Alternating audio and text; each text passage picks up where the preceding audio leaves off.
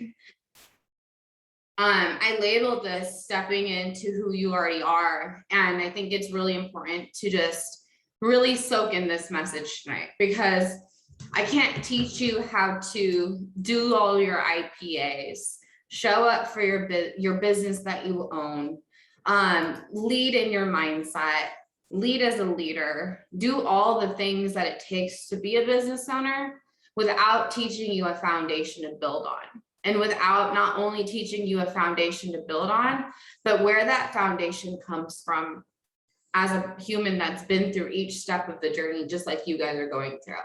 I just want to just start out with prayer before we get going. So just give me a moment while I do that.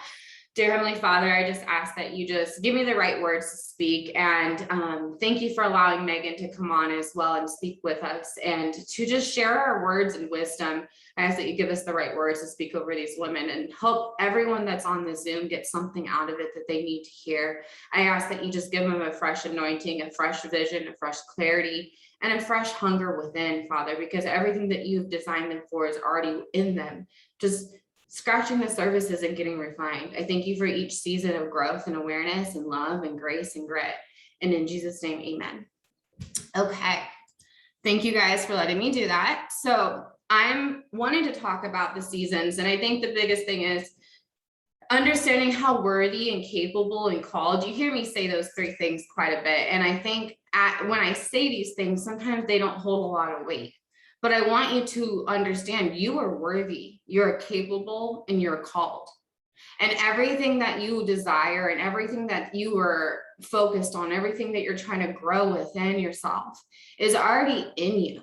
Like all the mindset things that you're trying to strengthen, all the discipline that you're trying to embody, all the next level you that you hear me talk about. Like I contradict myself sometimes because I'm like, everything that you have in you that we try to focus on strengthening or growing or being better at or showing up better, all these things that leadership and all of us teach, God's already like designed you perfectly.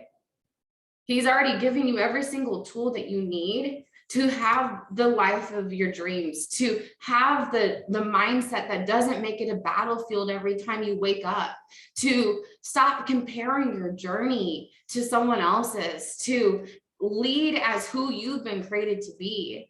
And, I can't lead this team without giving you the source of my joy. And, the biggest thing is you have to realize, and I think the biggest thing is you get to create a beautiful life because you do. Not because you have to, not because it's society standards or you're trying to perform or live up to something or hustle or, look a certain way to the world, whatever it may be. You get to create a beautiful life because you do. And it's that simple. There's nothing to prove. There's no one to impress. You are enough in every aspect of your life. And it gets a whole lot easier when you stop doubting and questioning and battling yourself and accept the truth of what you already have inside of you. And what I have a devotional that's kind of going in with tonight's message. And I want to give you guys 2 Bible verses just to kind of go off of, because it's 1 Thessalonians 1:4. For we know, brothers and sisters, loved by God, that he has chosen you. He has chosen you. The next one is 1 Thessalonians 2:4. We are not trying to people please, but God who tests our hearts. And I want you to understand our heart posture is the biggest key to embodying the next level of you, to who you are called to be. It's not about doing more, hustling more, getting more. I mean, yes, getting creative, because each season requires a pivot. And this is what I'm going to talk about, is embodying those seasons. But everything that you have is in you. Like I have leaders that I've seen pivot in each season of their life, but everything that they needed was already in them. But they had to go and get refined. They had to go through those tests. They had to go through those struggles. And me, even myself. I think sometimes you think, oh, because I'm so like strong, I think people, when they think of me, they think of tough love, boldness, say it how it is. But that is because it's how I've designed myself to get up. It's not that it came easy or it came like I'm just like built this way. It took endurance, it took perseverance, it took grit, and it took a lot of grace. I am my hardest critic, my hardest critic. Every single day, I have to choose that joy and claim that joy and believe in that joy. But if I'm not fulfilling who I am and operating in my truths, there's going to be a disconnect within my joy. And then I'm going to start getting in hustling mode. And that doesn't align with who I am. Because everything that I have in my tools, which is my toolbox, which is my mind, my actions, and the way I speak, is my tool to my next level of me. And in order to tap into those things, you have to pivot and trust yourself and believe in yourself. And it starts within your language to yourself. It starts within the energy and the joy that you choose to operate from, instead of looking to the left or the right, or to thinking you need to do more, perform more, or be more. Yes, it's 1 Thessalonians 1:4 and then 1 Thessalonians 2:4. The thing about it is, you are right where you need to be. Can I repeat that? You are right where you need to be. And I'm going to share something very vulnerable, and I haven't really shared this with anyone except for Katie. So I think God just put it on my heart to share, and I'm just going to go with it. I lost my 200K last month by $5,000, like in volume. But do you think that makes me show up differently or lead differently or doubt myself or the mountains I've accomplished? Do you think I go back into that maintaining mindset or operate in that lack or that fear? Believe me, a year ago, if I would have hit that last year, I would have gone into lack or struggle or, I need to perform. And God had to prepare my heart. He had to prepare my mind to steward this season of life that I'm in, to show up as that $1 million leader, because a rank doesn't define how I am. I know where I'm going because I know the things that God has put on my heart. It's not about a title for me. It's not about the income doesn't change. The title doesn't change. The belief doesn't change. But I had to posture myself in my heart to go through these seasons, to know how to get up, to know how to watch the words I speak out loud, to know how to not feed my fear, but feed my faith. And so I don't know who needed that, but I want you to know everything that you're going through right now, it is meant for you. Life is happening for you, not against you. Stop looking at everything as the business is the issue. Oh, I don't have balance with my family or my friends. The business is not the issue. Your habits are the issue. Your mindset is the issue. Your discipline is the issue. And that just takes pivoting, babe. So give yourself some grace. Don't get hard on yourself in those moments. And I think that's the thing that I have to teach you guys, because I spoke to some of my leaders the other day, and I kind of was like, monkey see, monkey do, like at the end of the day, your team does half of what you do. Okay. But if you're constantly feeding, the comparison trap, or you're feeding the fear, or trying to fit in, or trying to be like everyone, or trying to be like your leader, or not being you, that's what your team's going to mimic. And it's not about leading them, because at some point they have to posture themselves too, but they looked up to you and trusted you for a reason. And you have to give yourself grace and grit. So you have to prepare for change. So what I want to talk about, and this is just something that really just put it into such a perspective for me, but we never get shocked when we go into seasons, right? Like, we know winter's coming. Some of you guys live in cities right now where it's already cold, right? Or it's about to snow, or it's snowing. You're not shocked that the season's like happening, right? Like, you're not like, oh my God, I was expecting it to be warm. No, you know that winter is coming.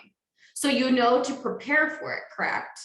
You need to get your winter clothes out. You need to get your boots out. You need to start, doing what, I don't know. I don't live in the winter, so I live in the desert, but whatever you need to do to prepare for that like season, right? You know what you need to do.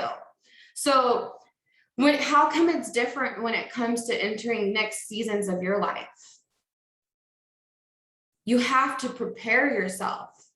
And so can we do this within our physical, our spiritual, our emotional lives as well?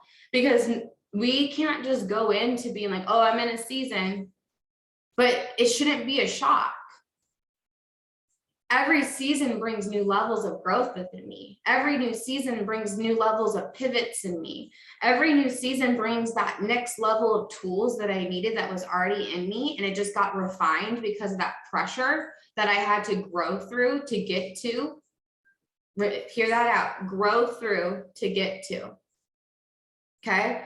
Because at the seasons played out, I wrote in my journals, even like I was looking back in my notes in my journals and I was like, man, if I could just read some of these things out loud, like what, just where I was at in my mindset. But deep down, I was like, you know what?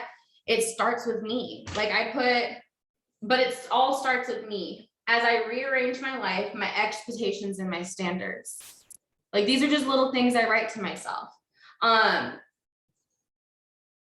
You're worthy because you are. Like I talk like this to myself, just like I talk to you guys. And I think that's the thing is I'm preparing myself for those seasons and taking those tools that I teach you guys within your morning routine, within your language over yourself. Don't say the word burnt out. Don't say that I have to. Don't say overwhelmed. We're allowed to have these emotions. We're humans. But your subconscious mind will find that pattern and keep repeating it over because that is what you're telling it. So your mind is going to find what you tell it. It's going to find, oh, I'm overwhelmed. I'm just going to watch TV all day and binge watch TV because I'm just very overwhelmed right now. That's your pattern. If you pay attention to it, it's not just business, you guys. And I think that's the other thing I was talking to Megan, like we blame the business for everything, but it starts within our whole entire life. Like, oh, I ate bad today. I'm so tired. I'm overwhelmed. I don't want to go to the gym. I don't want to lead my trainings. I don't want to show up for my business. It's not just business that it affects. It's every aspect of my life that it affects. The words that I'm speaking out, the patterns so if I'm going to go eat and binge eat like sweets, I'm going to be like, I don't want to go to the gym. I'm not motivated to go to the gym. And then that motivation word comes up. And then I'm like, oh, I don't really want to work my business. I'm not motivated to work my business. So it's not just the language that we're speaking over ourselves. It's the actions and patterns that we're repeating in our subconscious mind that we're telling ourselves. And because we're telling ourselves, we'll find reasons to tell the actions what we're saying out loud or what we're saying inside. And so the thing that I want you guys to realize is self-worth, self-esteem, self-love, and self-confidence all starts with the word self. Can I repeat that? Self-worth, self-esteem, self-love, and self-confidence all starts with you. Underline the word self if you're taking notes. That's why we must make it a daily habit to support and cheer for ourselves, to nurture your environment with yourself, to speak love over yourself, to believe in what is already in you. Okay? 1 Peter 5:2, shepherd God's flock among you, not overseeing out of compulsion, but willingness, as God would have you, not out of greed for money, but out of eagerly serving. That's leadership. So maybe next level pivots of you is understanding that this isn't about just money and your checks and your business growing. This is about stewarding yourself and your mind and your growth within, and also stewarding those lives that are trusting you as well. You can't control the now, but you can control how you act. You know, often I hear us let so much of our circumstances define us. Like define what you're going through, define how you show up, define the next, vision of things. Now, if I were to ask you on the spot right now, and I'm not going to do this to anyone, but where do you see yourself in the next year? Where's your vision? Does it align with your actions? Does it align with what you value? Are you just throwing spaghetti at the wall and hoping it sticks? Are you just showing up and hoping you sign somebody? Where's your vision? You got to get back to your why. I always compare the winter seasons as my building seasons. It's cold, it makes me get uncomfortable, it makes me grow, it makes me align differently, and it makes me serve differently. Every season brings a new level of me out. And if spring's coming, what does spring do? Who knows? Who knows what happens in spring? Crops grow, flowers bloom, birds and all the things are chirping, and it's really pretty out, and all the plants are green, and it's just really whimsical and magical, because all the things that were dry during the winter and frostbitten and shriveled up and crunchy, because I went to a sunflower field and they had frostbite all over the sunflower. So I'm assuming this is what happens during winter, right? If things get uncomfortable. But then the harvest happens. Yes, thank you, Jordan. I love that. Or Jordan, Brittany Jordan. But at the end of the day, those flowers had to go through the harvest. They had to prepare for the next season of their entering. They had to grow to the next level of who they embodied to be. Can I help you understand what that word embody means? Embodying is not hustling. Embodying is not burnt out. Embodying is not operating to build your paycheck. Embodying is not just trying to sign people. Embodying is not just showing up and doing all the things thinking that's going to give you all the results. Embodying is believing and acting like that. It's showing up as the person that carries themselves within integrity, love, confidence, worthiness. They speak light over themselves, and we're human, guys. It takes practice. So this is where grace and grit comes in. This is where you have to give yourself the space in the room that it takes to understand it's not about perfection and performance. It's not about people pleasing and trying to keep up with the Joneses. It's not about trying to have everything figured out and all the answers and all the knowledge of everything. Within the weakness, God gives me strength. And so the things that I am weak in, I can strengthen because of his grace. Because of that grace, I can show up differently. Because of that grace, I can pivot easier. I can stand up easier. I can recognize the patterns that I'm feeding. I can recognize the word choices that I'm speaking over myself. It's not that you're not there yet. I heard some people say, well, I'm not there yet. I recognize some of these things that I'm doing, but I'm not there yet. But you are. The thing is, you already are. It's already in you. You just have to change the language over yourself, the environments over yourself, the generational curses over yourself, the way you act over yourself, the patterns over yourself. You are worthy and capable and called. And I'll say it till I'm blue in the face, Meg, because I see your juices. I know when you're in the vibe. Do you want to hop into this? I'm like, I can always tell. Go ahead. My gosh, I'm like feeling this right now. I love, what's so funny, even when first of all, hormones are real. Like I will be the first one to say, totally non-business related, but I'm not even married yet. And there's at least one day of the month I'm like, I'm getting a fucking divorce. Like not even married yet. We all get it. So especially leading a tribe of women, and I know Britt knows this, but I feel like somebody needs to hear this. Feelings are not facts.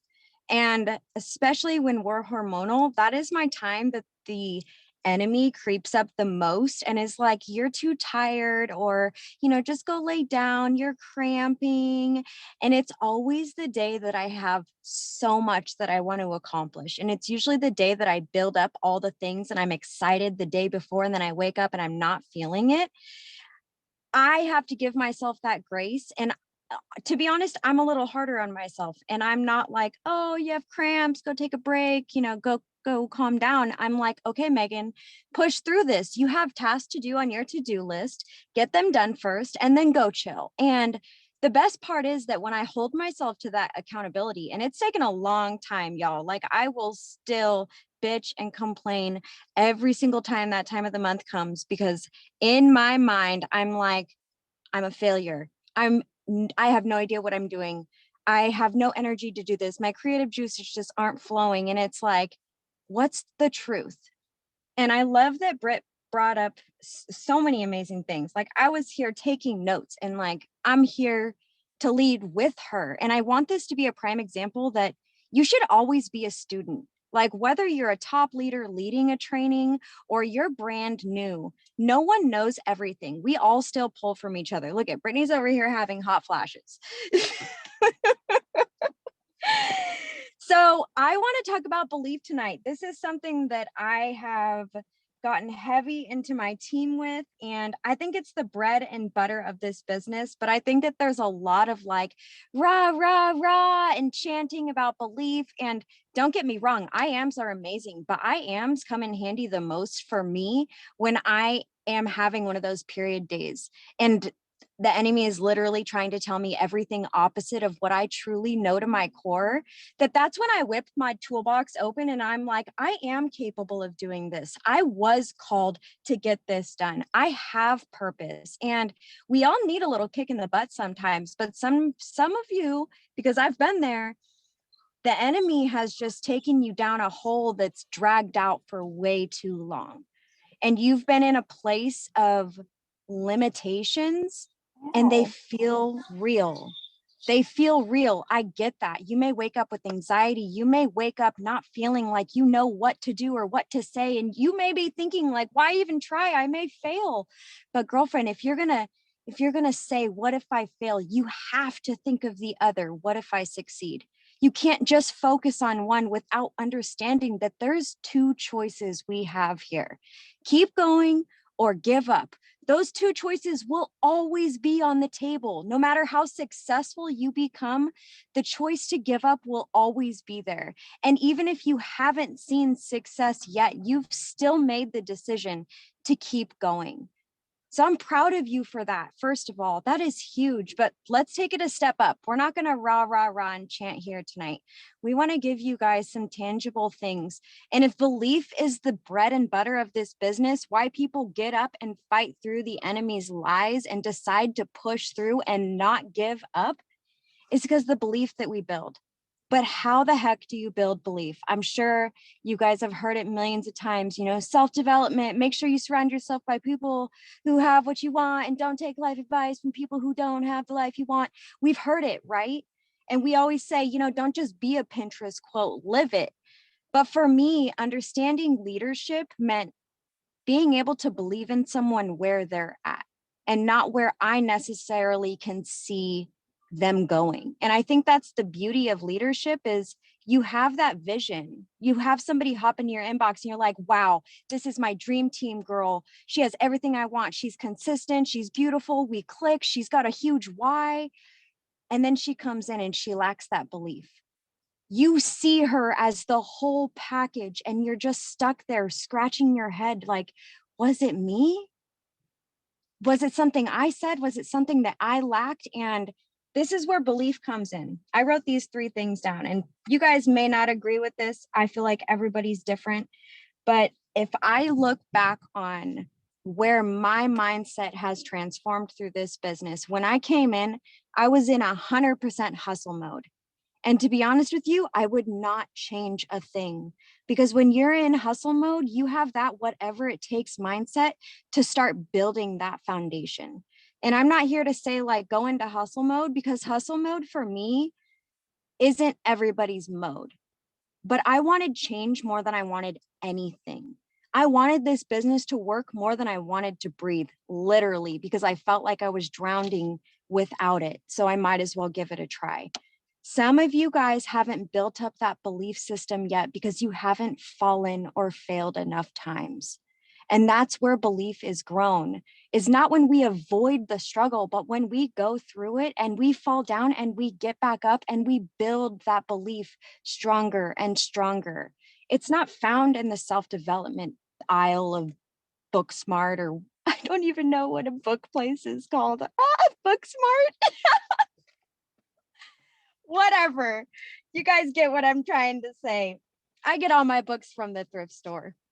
Okay, so 3 modes of entrepreneurship. Number 1, hustle mode. If you haven't experienced what hustle mode is like, you haven't felt what it is to be burnt out. So this giving yourself grace category doesn't really fit in, I'm sorry to tell you, because you haven't been burnt out enough to give yourself grace. Some of you guys are in like walking and barely in it, and you're like, oh, I'm going to give myself grace. Like, don't use that as a crutch, as a reason to not go all in with your business. And I feel like Britt and I are like trading roles tonight. I'm feeling like I'm lighting on fire. I'm so red. Okay, so the second one is build into service, right? The only reason you're in hustle mode right now is so that you can build your team, so you can build your clientele. That hustle mode is passionate. It's fire. That fire is contagious, but you're not going to be in it when you're walking. People are like, whoa, she's talking about this a lot. Whoa, I hear her excitement. She's going live. She said she's got samples. Wait, she's got a discount. People start to watch you. But if you're inconsistent, they're going to think that you're going to be an inconsistent leader for them. 100%. So don't be afraid. Like, this is, again, my own personal preference, but I have girls right now who I would be doing them a disservice to tell them that they don't need to activate hustle mode, because their goals are so big and they have such a need for them. I would be 100% doing them a disservice if I said, just give yourself grace. This 6-month timeline that you have, it's going to come eventually. Like, no, my girls have goals. Like, I'm going to be honest with you and say, you need to go harder. Like, you need to lose a little bit of sleep. You need to get rid of a couple dishes, like switch to plastic or styrofoam for a little bit, because you can do this. And that's where that belief builds is, yeah, cool, we fail forward. We're in hustle mode for a little bit. We start to build our team, but it's that belief that transforms into service. That when you have to get out of that hustle mode eventually, right? And then you go into service. And service is a place of power, because you're like, man, I actually see a path of where I'm going. I actually see that this could become something. You've gone from like hustle mode, trying to like figure out what that belief system is, to being of service, because your hustle mode has created a team. Now your team needs you to lead, and you can't be in hustle mode if you want to lead them. You have to transfer into service. So when you're in that service mode, it doesn't mean you can't get burnt out when you're being of service. It just means that you have a bigger reason to show up than just to hustle. You're there to serve others because you see what the hustle can do. We don't want to discourage people from working hard. I will tell anybody at the rooftop, this is the easiest business I have ever done in my whole life, and it's the most authentic. Those two don't exist in our world. And I'm honored to do what we do. So the third one is lead with grace. So we have hustle mode, we've transferred into leadership and being of service, and now we're leading with grace. And leading with grace is where you heard Britt say, give yourself a time. But some of you guys haven't even been in enough or put enough work in to give yourself that time. And I'm just speaking to you as if I were sitting in a boardroom of CEOs and they were telling me what my daily tasks have been. And they told me the goal that I had, and they're sharing, you know what, you said you wanted this, you said this was your goal, but you're not showing up. I think of myself sitting in that boardroom and holding myself to that standard of not just like sitting in a powwow with a group of girls at Starbucks, but sitting in a room with women with goals and vision. How would we lead each other? Would we really want to pat each other on the back for not doing enough? Or would we say, hey, I love you enough to say you can do more? It's time to start believing that you can do more, but the only way to build belief is action. And action just means putting one foot in front of the other. I don't care if it's doing the same thing every single day until you have built up enough self-belief to start branching out. Sometimes it takes that consistency to just get going, but I've got girls who I thought were going to be rock stars, and the moment they join and it takes that action and consistency, it's like no conversation ever had about how much they want Christmas paid in cash. That self-belief wasn't there. So you're here because you have that self-belief. Don't sleep on that part. So I want to read, I'm sorry, I don't know how much time I have, and it's getting dark in my car, but I hope you guys don't mind. So I want to talk about that tug on your heart. And I see a lot of people post about this in a way to, invite your audience in by saying like, follow that tug on your heart. But I want to remind you guys what that tug on your heart is and how you can continue to follow it, not just to start the business, because you already have, you followed that tug, but guaranteed every single day you feel some sort of tug on your heart to do something that you haven't done before, or try something that you did once, but it was really scary and you're afraid to try it again. I want to remind you what that tug on your heart is. And this is for anybody, no matter what you believe in. I believe in God. So I believe that the Holy Spirit is in me. And I believe that that tug on my heart is the Holy Spirit. And that quote, walk in faith and not fear, is directly from us following those tugs on our heart, because the less we follow that, the more we're allowing fear to lead our decisions, because we're not following where we're supposed to go. So that tug that you feel right now when you wake up and you have a couple thoughts go through your mind of like, ooh, business story, live video, follow up, and then you go and you sit down to do it and something just creeps up in there. And it's like, oh, dishes though. Oh, I got to go clean my car. Our mind will automatically want to go to things that are easy. Remember, eat your frogs first. Literally, that's it. Eat your frogs first. And what that means is do the hard shit first. Like just get it over with, get it done with, even if it's half-ass. If you are new, you best be showing up, even if it's half-ass, because you don't know what good looks like yet. You're still learning. Give yourself that grace. You don't need the magazine profile. You don't need perfect presets. You just have to learn how to get consistent.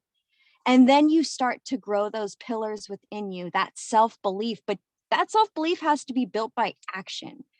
And then you get good at those videos, you get good at those stories, and you're like, wait, I'm going to try a new preset. We're going to take it a level up. I'm going to try writing out my captions. I'm going to try speaking in my stories about the opportunity instead of sharing graphics. It's built. It's not built overnight. It's built over time. And it's going to take that belief. So I'm going to be honest with you, we're entering a season where people are going to drop. And I'm going to tell you why they're going to drop. But I want to share my own story and not tell people like what they're going to do. This is coming from a soul place of me. You guys already know, you hear about how 2019 was the hardest year ever for everybody. And I will never forget, it was in 2020. I hadn't even re-ranked 80K for over a year and a half. I was barely maintaining 12K, some months not even getting my auto bonus. And I still showed up. And do you know why? I showed up not because of where I was at, but the self-belief I had in where I could go. And I knew that I was going to be the one to take me there, that my actions were going to be the one that pushes through and gets me into the driver's seat. Some of you guys are in the passenger seat right now and you're kind of just cruising. Like the enemy, I'm going to be super honest with you. The enemy wants you to play small. You've got him in the driver's seat. Like, yep, you're in charge. I don't care where I go. I just know that I kind of have this little thing on the side. God's like, girl, what are you doing? You're meant to be in the driver's seat. You're meant to make your decisions every single day. And self-belief is a decision.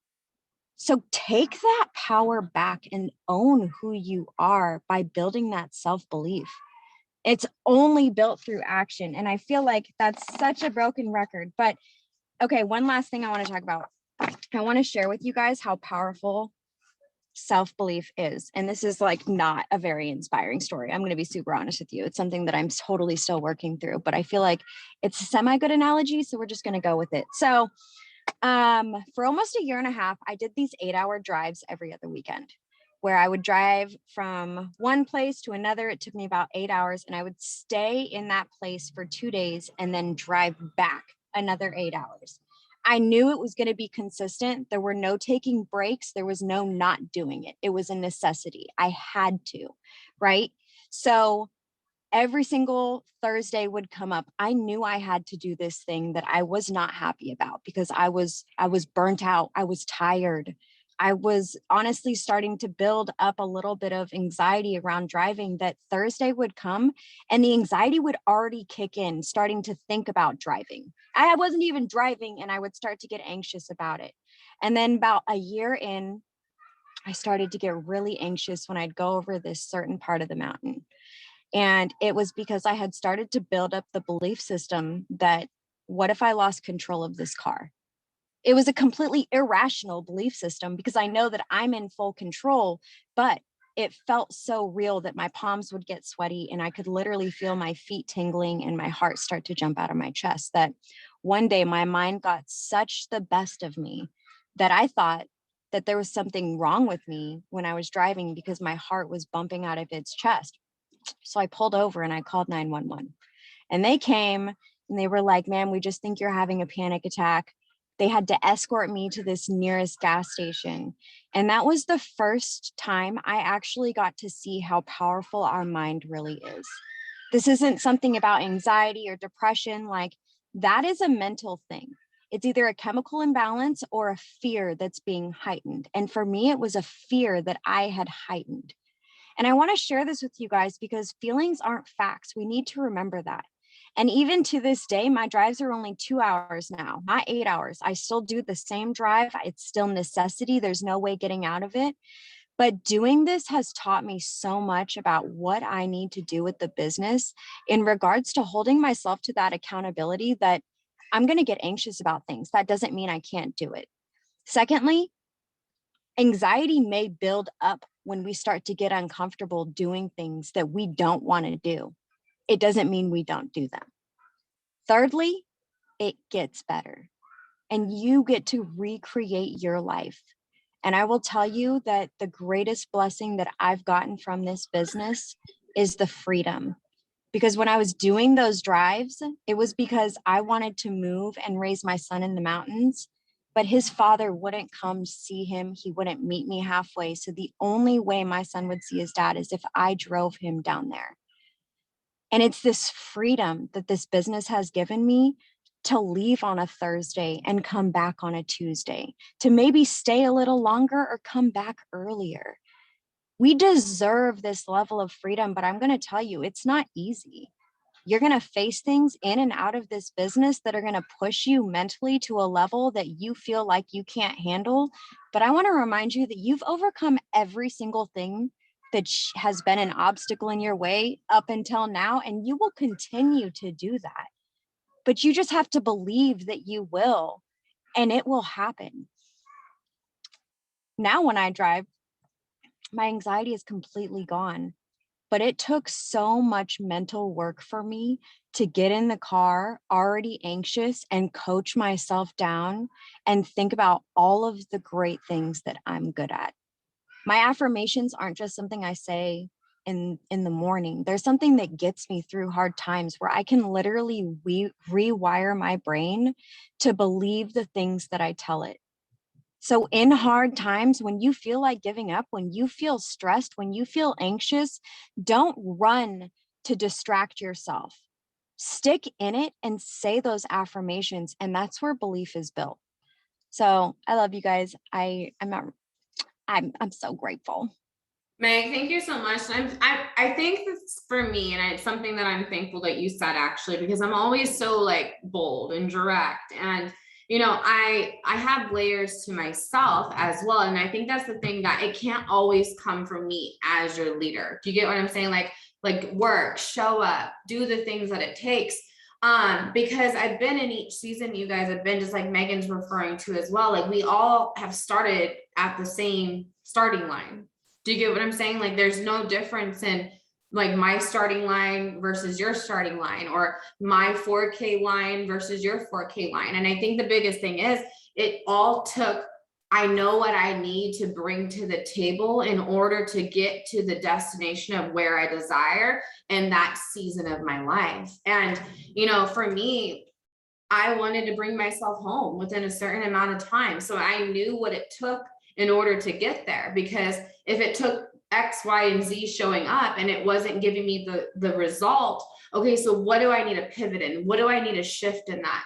And that's like where Meg's referring to. Each level of us brings a different type of growth within us, which brings a different type of endurance and perseverance. And, you know, courage is the commitment to begin without a guarantee of success. So when you start, you don't have that guarantee of success. You have the courage to believe that you will become successful, that you will grow to these destinations, that you will achieve to the next level of you. So in order to do that, you have to have conviction.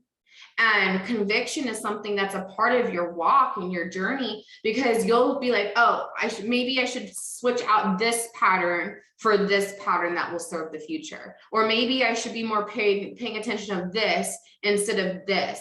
You got to realize that conviction and convenience don't live on the same block.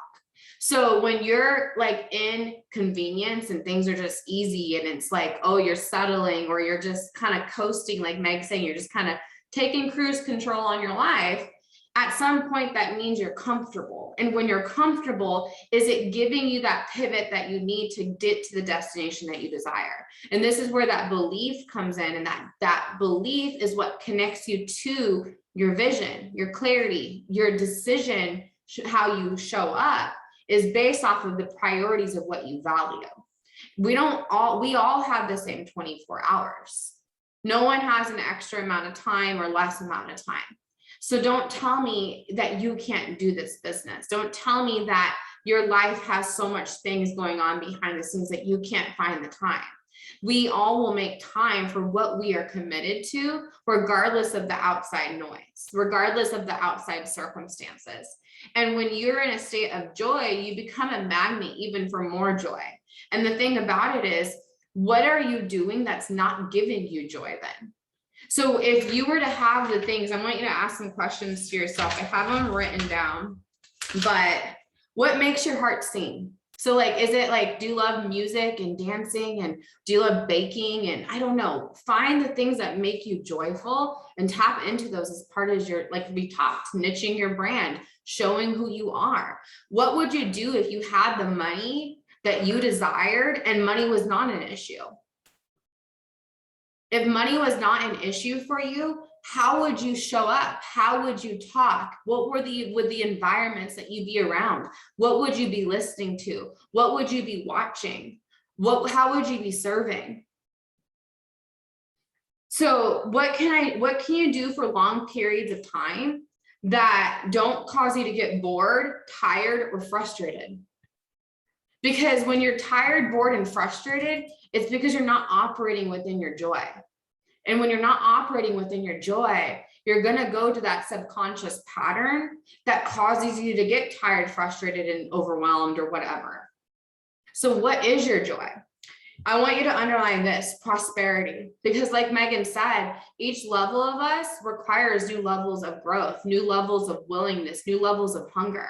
You know, I know we hear screen time and things like that all the time. And I'm going to be honest with you, my screen time at the beginning was like working 15-hour days sometimes when I worked this business. Like, I'm not here to like BS you. I worked this business like 9 to 10 hours a day because I treated it like I was the CEO of one.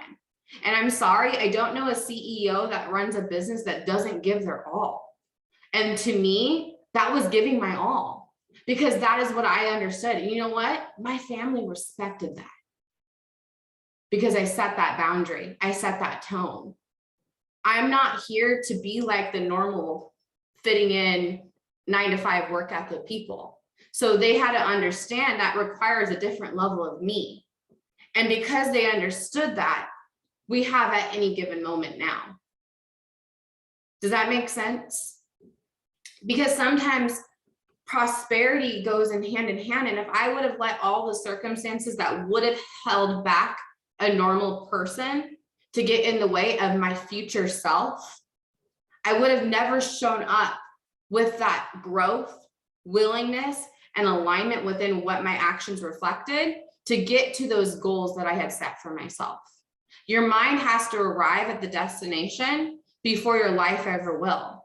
Your dreams, your desires, your vision isn't meant for your spouse, your kids, your family members to understand. It's meant for you. And you have to understand I've had situations where my husband didn't understand at the beginning why I was on my phone, or why I was working the way I did, or why I was doing the self-development and changing my language, changing the rap music I would listen to worship music, changing the TV I was sitting and being just like mindlessly watching to intentional things to put in my mind. They didn't understand that, but it wasn't meant for them to understand. It was for me to lead and serve myself in first. And then guess what? My husband wakes up and does his own personal journey. He wakes up and does his own IPAs now. He wakes up with intention. He opens his Bible. Like, that was never him 3 years ago. It magnifies to the people around you and the people that you love, the more you're willing to lead yourself and not try to fit in with the things of the world. Maybe that's like 9 to 5 work ethic or all the things. I don't know. I don't know what that is. For me, I knew I had to go all in from the beginning, and that meant I needed to show up in a different level of me from day one. Like I said, I worked like 15, Megan was there when I was working at USAA and in school at night, and I'd be working my business while I was in school with intention, not paying attention to class, because I knew that my esthetician degree was not my all in be all. I knew that this business was going to provide me the finance. I went and got this is kind of like I'm live on Instagram, but I got a Brazilian today, and I was talking to an esthetician, and we were talking about how I don't use my degree. And I'm like, girl, I don't need to. She's like, well, that's such a waste. I'm like, you don't understand. I get to live my passion every single day. I get to help women and men build a financial income that changes the trajectory of generations, not just like monthly incomes. I'm talking about annual incomes combined into a month. I'm talking about limitations of generational curses broken. I'm talking about operating in truth and self-love and self-confidence. I'm talking about giving this world more grace and love, more than blaming, shaming, gossiping, like all the things that everyone else is like. You know, the thing about it is I don't want to fit in. I don't want to be understood. I don't want to be liked. I want to lead and serve and grow and change a whole lot of lives in the meantime. And so she was like, you got to tell me more about this, because the thing about it is I'm here to be me. She's like, you're here to be you. And you have to realize prosperity happens through success, flourishing, thriving conditions, financial respect, and good fortune. Okay, so prosperity is thriving. Thriving is understanding that all that you are is a result of all we have thought. Can I repeat that? All that we are is the result of what we have thought. Your mind has to arrive at the destination first. Your life will rearrange itself to match your vision and the thoughts that you're speaking over yourself. The more you believe in the destination and the belief, like Megan's saying, because each level brings a different level of belief, a different level of work ethic, a different level of pivoting, a different level of creativity. Each level, okay? What got you to one point will not be what gets you to the next. I can tell you that right now. Just like the same people that started my business when I went 4K and 12K, there's probably maybe 1 to 2 people out of that bazillion people I've signed that are with me still. Stop focusing on always trying to water everyone else's lawn for them to get the vision, and focus on leading your own lawn, watering the lawn, and feeding your vision. The right people will catch that vision and water theirs as well, and they will grow. And then they will serve, and then they will lead. And then guess what? They will start creating their own lawn that leads others to be able to believe in what they're doing as well. It's not about having it all figured out. It's about believing in ourselves enough to show up with everything that's already in us in whatever that season looks like. Before I let you guys go, I just want to speak one last thing over you. Rewiring to find situations and solutions are steps and connections to opportunities. So in order to rewire your subconscious patterns, so our subconscious patterns, I want you to take inventory this week, okay? What do you do? So I had a girl that I noticed like word choices today. And I was like, okay, so what triggered the word choices? What was that thought in your head, or the circumstance in your day, or the environment that maybe you were around that made you say, oh, I need balance, or oh, I'm just needing all this? Because here's the thing, there's a trigger point. You have to develop that trigger point to understand it's facts, or feelings, not facts. And understanding that trigger point is for you to root up. You have to make new soil in order to have a different type of harvest. Okay. And if you're trying to harvest on the same foundation that's not producing those seeds to grow, that means you have to start watering it differently and nurturing it differently and growing it differently. And you have to stop putting such crazy expectations on yourself, because these crazy expectations are causing you to fall short. And because you're falling short, you don't think you're worthy, capable, and called. And because you're falling short, you start beating yourself up. You start telling yourself that you're not capable. You start half-assing your business. You start allowing your mind to rule you, and it becomes a battlefield. And the thing about it is, you have victory over this battlefield, because you want to know why? With the renewal of your mind. Open up the Bible. There's literally 6,000 verses in there that will tell you that your mind does not win. It will tell you not to worry, not to be anxious for anything, to pray and to be in repetition. When 2 or more are gathered, it is done. What you ask for, it is done. What you knock and seek and find, your door will be open.